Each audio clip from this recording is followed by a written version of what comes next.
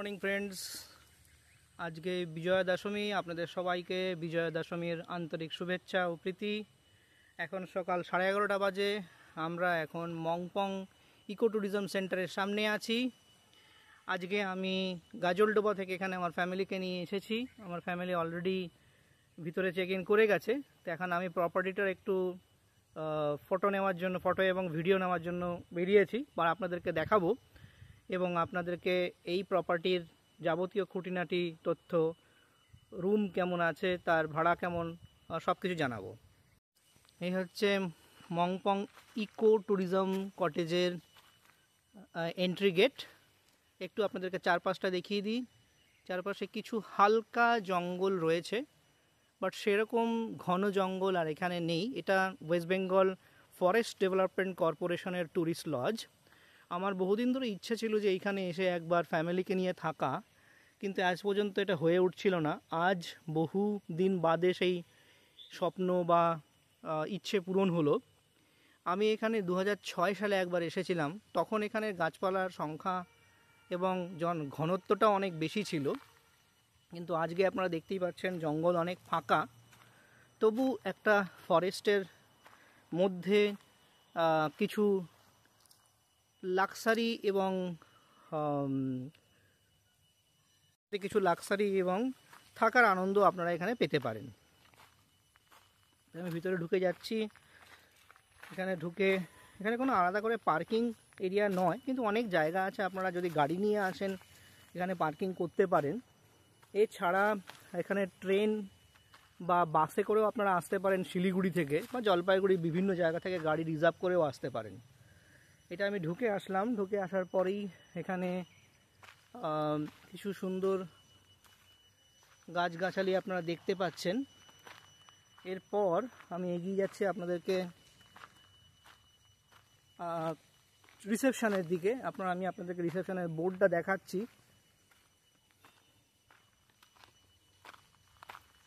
কটেজগুলো দেখা যাচ্ছে, কটেজের পিছন দিকগুলো দেখা যাচ্ছে। এই যে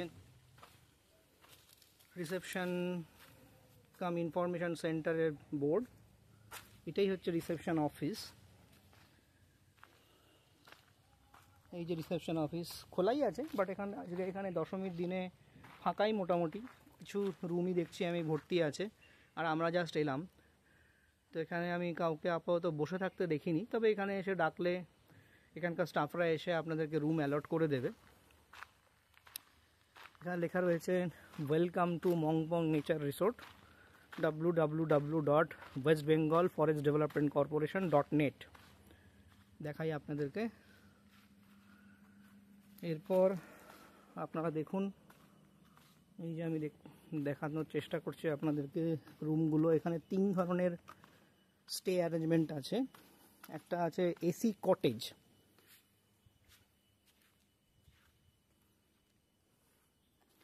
এটা হচ্ছে এসি কটেজ। আপনারা দেখতে পাচ্ছেন এই যে সামনে কিছু এসি কটেজ রয়েছে। এই এসি কটেজগুলোর রুম রেন্ট আমি ডেসক্রিপশন বক্সে দিয়ে দেবো।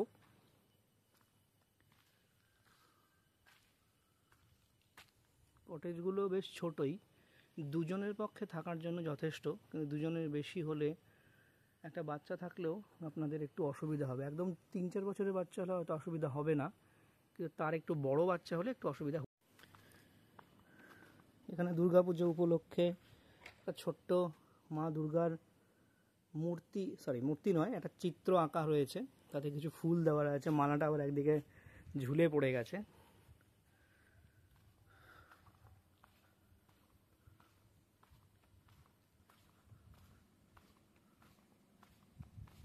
এটা একটা কটেজের পিছন দিক, আর সামনে রয়েছে প্রিমিয়াম কটেজ।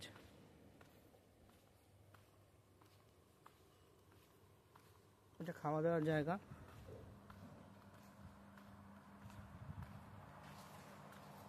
ক্যান্টিন, ভিতরটা দেখায় আপনাদেরকে। দাদা এটা ক্যান্টিন তো? ক্যান্টিন না,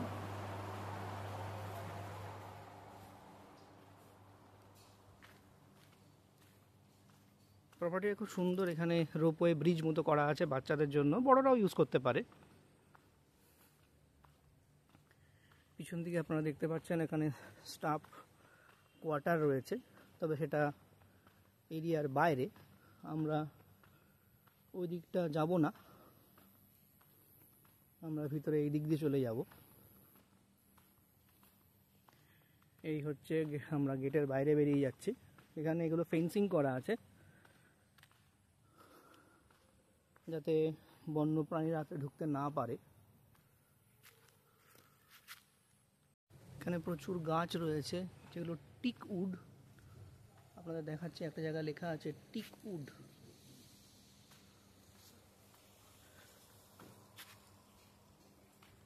আগে আমি দেখলাম একটা জায়গায় শালেরও একটা গাছ ছিল। প্রচুর বড় বড় গাছ এখানে রয়েছে, বহু পুরনো গাছ রয়েছে।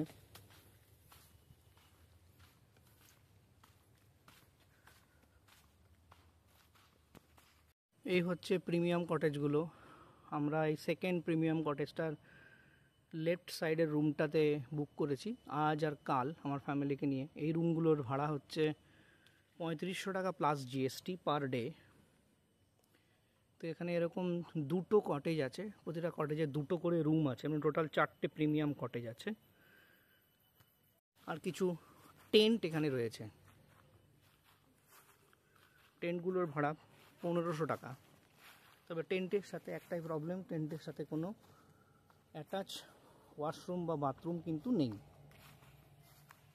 টেন্টের বেসিক ফেসিলিটি আছে, চার্জিং ব্যবস্থা, শোয়ার জায়গা, এই জিনিসগুলো আছে। আমি একটা টেন্ট খোলা এবং ফাঁকা আছে আপনাদের দেখাচ্ছি।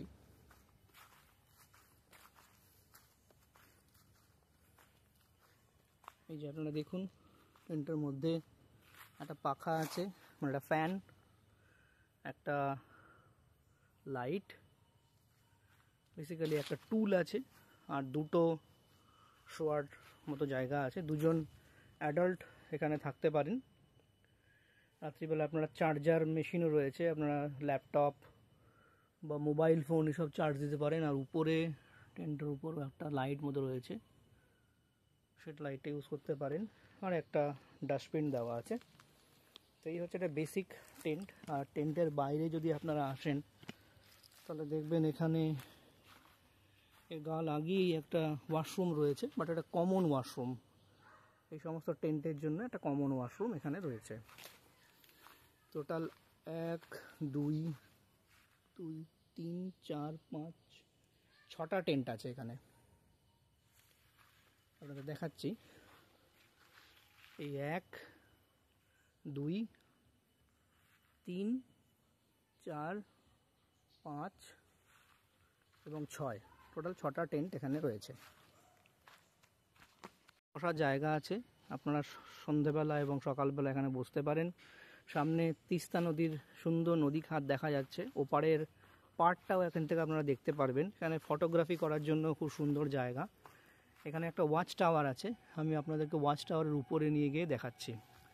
সামনে একটা ট্রেন লাইনও আছে, তবে ট্রেন এখন আমি হয়তো আপনাদের দেখাতে পারবো না, সবসময় ট্রেন এখান দিয়ে যায় না, ট্রেন এখানে খুব লিমিটেড। এই দেখুন ট্রেন লাইনটা দেখা যাচ্ছে।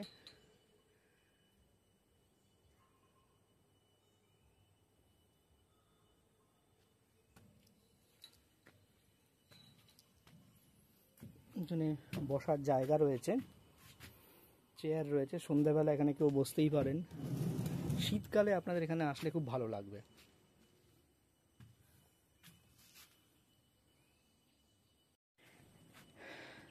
এখানে খাওয়া দাওয়ার ব্যবস্থা রয়েছে, সকালবেলা ব্রেকফাস্ট কমপ্লিমেন্টারি। এছাড়া লাঞ্চ অ্যান্ড ডিনারে আপনারা যা খাবেন সেটা এখানে এসে অর্ডার করে দিতে হবে। জেনারেলি এখানে থালি সিস্টেম হয় বা মিল সিস্টেম, ফিশ মিল, চিকেন মিল, আন্ডা মিল বা ডিম থালি, যেটাই বলুন না কেন, সেগুলো এখানে রয়েছে। দাম আপনারা ভ্যারি করে, জেনারেলি এখনকার দামগুলো আমি আপনাদের ডেসক্রিপশন বক্সে দিয়ে দেবো। আমরা এসে একটা চিকেন থালি আর একটা ফিশ থালি অর্ডার করেছি। জেনারেলি আমার ফ্যামিলিতে আমরা 3 জন আছি, আমি, আমার ছেলে আর আমার ওয়াইফ। আপনারা দেখেছেন অলরেডি আগের ভিডিওতে, সেই ভিডিওগুলো না দেখে থাকলে আপনারা দেখে নিতে পারেন আমার চ্যানেলে গিয়ে। তো আমাদের তিনজনের দুটো থালিতে হয়ে যায়, আপনারাও সেগুলো দেখতে পারেন। আর সন্ধ্যাবেলা শুনেছি এখানে স্ন্যাক্স হয়, তবে আমরা এখনও সেটা দেখিনি। সন্ধ্যাবেলা যদি সেরকম কোনো অপশন থাকে আমি আপনাদেরকে জানাবো বা ডেসক্রিপশন বক্সে দিয়ে দেবো।